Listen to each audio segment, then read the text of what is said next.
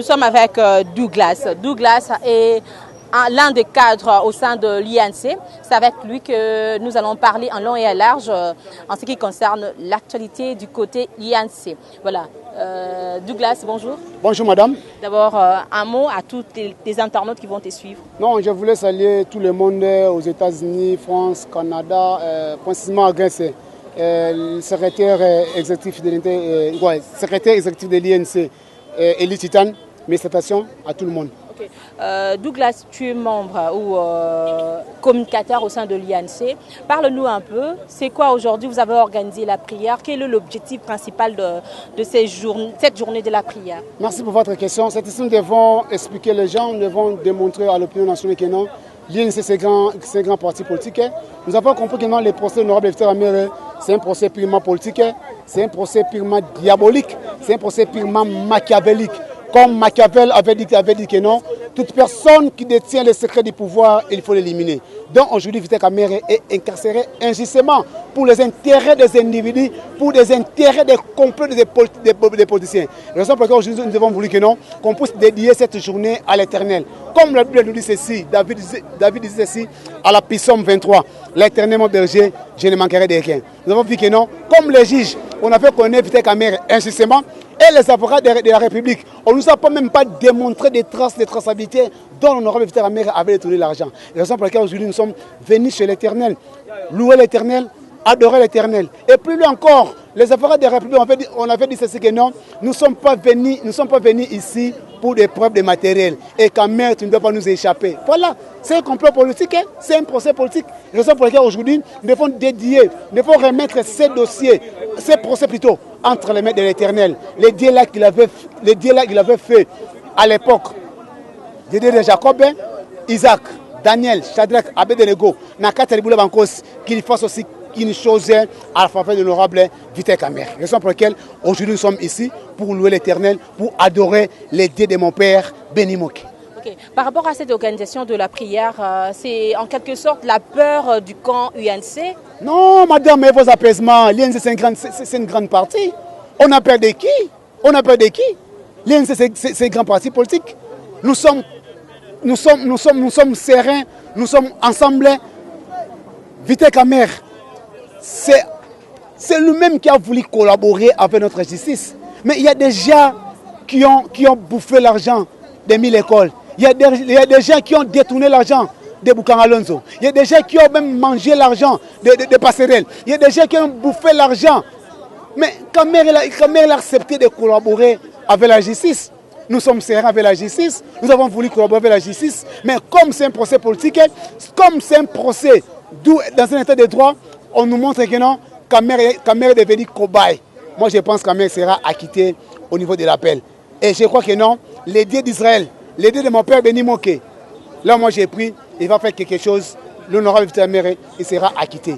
Et à tout moment, il y aura procès. Nous, l'INC, les camériciens, les associations et tous les structures de l'INC, nous serons sur la rue pour réclamer l'acquittement de l'honorable Victor Amere. Okay. Lelo yotomoni bino INC boko salaka ba différentes organisations de yotomoni bo organiser bongo prière. Le sang bongo boko ko organiser prière car parce que moi na mboka Amere azali na boloko. Topé ndenge nako kabino boko lo ba mingi kezali acharnement politique face à moto yo ba bengi détourneur. Mais bino boko ba ke commis acharnement. Pourquoi ko expliquer biso penza moi malamu qu'est-ce qui se passe? Te ko somela le te nga nazali intercesseur. Nous sommes en église à apôtre Béni Moké, mission de réparation des brèches, mais eux ils allaient tenir Moussala, tu as dit tenir à pièce contre pièce. Du début jusqu'à la fin, tout le monde bisika mo côté va démontrer biso te mbongo yo caméra yibaki. Or, motozo mais dans la matière pénale, nous sommes pas dans une matière civile, nous sommes dans la matière pénale. On dit ceci, il n'y a pas une maître sans cadavre. Mais Moutou abomi Moutou na léa crime. Il faut donc que Moutou abomi na kasa léa crime. Bobi caméra ibi mbongo. Bon démontrer biso ba chiffre caméra ibi. Mais tout le monde dans un moins un diamant. Diamant binga na zo 57 millions de dollars. Et mbongo diamant la joie atinde yango na compte sa ba collaborateur nae na l'examen précisément na mboka tiki. Et jana muima mbongo ya joie à 100% mbongo akenda adona biloko wana eya batonga bandako na kachach batonga bandako na kasai et puis ba conteneur et carrément n'apport à Dar es Salaam, et carrément n'apport à l'hôpital, et carrément n'apport à Matad. Juge à connaître Vite Kamere, sans toutefois atteindre l'inspecteur judiciaire, qui est sur le terrain, va faire réellement, si réellement que non, il y a des maisons pour fabriquer dans Kachat, il y a des maisons pour fabriquer dans Kassai, si réellement il y a des conteneurs. Il y a la maison peut fabriquer. N'a pas pour notre temps juste à il se réveille un matin, soit soin qui n'a moins soit il y a un problème madame naé et puis ensuite il y a un greffe au ministère public à soulever qui n'est à connaître Vite Kamere. Nous disons non à un état de droit, deux poids de mesures, non à un état de droit, il y a 3 V. Voiture vers ces villes. Mais bateau va connaître Vite Kamere. Le bateau moli va grade élevé à na biso. Ba muso ba président, il y a tribunal. Ba muso Basali maman. Avocat bi que non, nous sommes venus ici pour dépôt de matériel. Autre en matière pénale, il faut qu'il y ait pièce contre pièce. Mais le dossier est vide. Le dossier est vide, libéré Vite Kamere. Il y a un moment la lire reprend des choses. Même les prisonniers marcher bientôt là. Ils vont marcher pour demander l'acquittement de l'honorable Vite Kamere. Va marcher. Vous pouvez voir Nini, à part le Tomoni va organiser prière. Le 24, il y a quelque chose, il y a marche. Le lot, ils allaient au jour à prier, il y a louange, il y a adoration. Le 24, ils allaient Mukolo Oyo, Veka Kosama, Bisoto Malabala. À tout moment, pour ça, faire Kosala, INC, à Osanabala, na ba province Nyonso. Ne le lot en fait cette Kosama fédéral triomphal. Yeba Yangope, Eza na Katanga. Eza na Kwango, Eza na Kwilu, Eza na Mainobe, Mampani na Banoume personne motemi.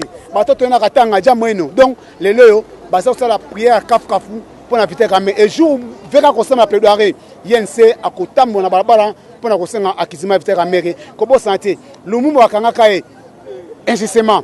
Et c'est la partie, c'est la population babima pour tout le monde soit acquittement à qui ne négocier dans table ronde. Même Nelson Mandela, on va quand diaboliquement, machiavéliquement. Et c'est la partie ANC, et c'est la partie africain, babima la balabala pour réclamer acquittement Nelson Mandela à Zwaka acquittement à Komaka président. Et le Vite Kamere, il est prisonnier politique, il est prisonnier dans un complot politique, il peut commencer prisonnier pour terminer. Le complot politique, comme justice, comme Baloukeli, mon amboka Kamere. Tobi si sambo ezali, bato ba finga maman Amida, na kanga bango. Bato ba finga Vite Kamere na kanga bango. Lele komi kamoko, soki muta kosoli bakangi.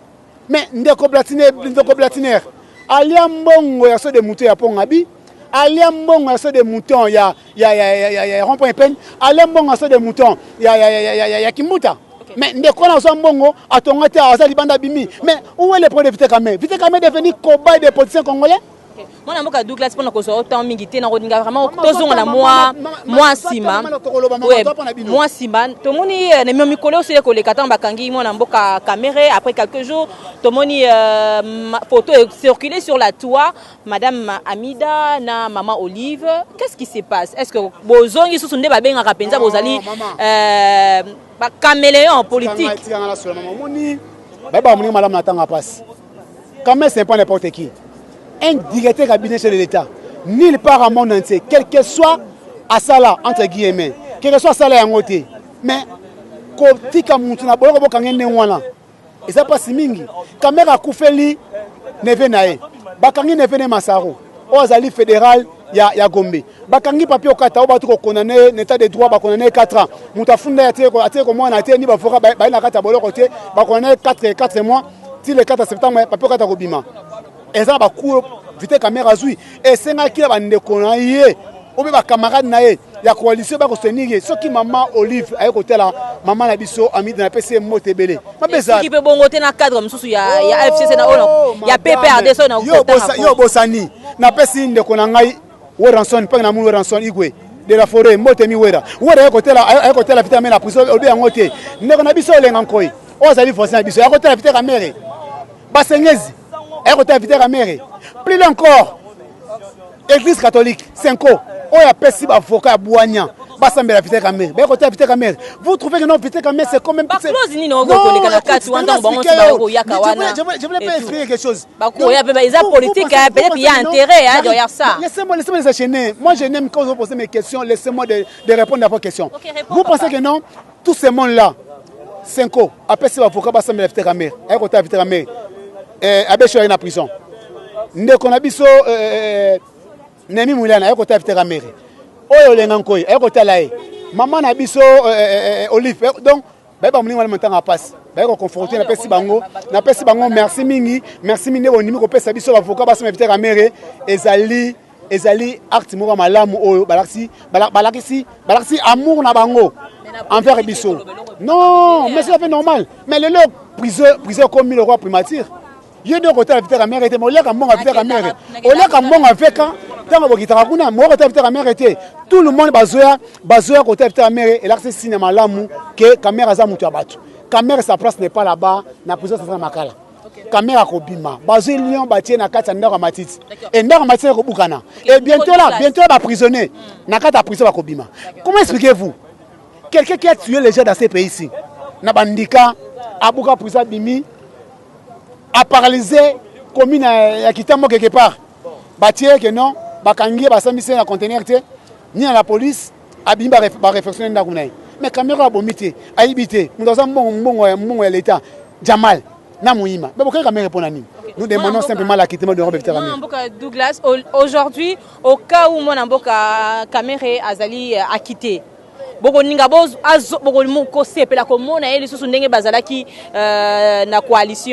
nous sommes dans une coalition. IDPS est allié, INC est allié. De notre autorité morale, c'est Fatih Béton.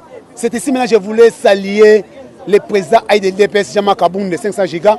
Il y a une forte délégation à INC.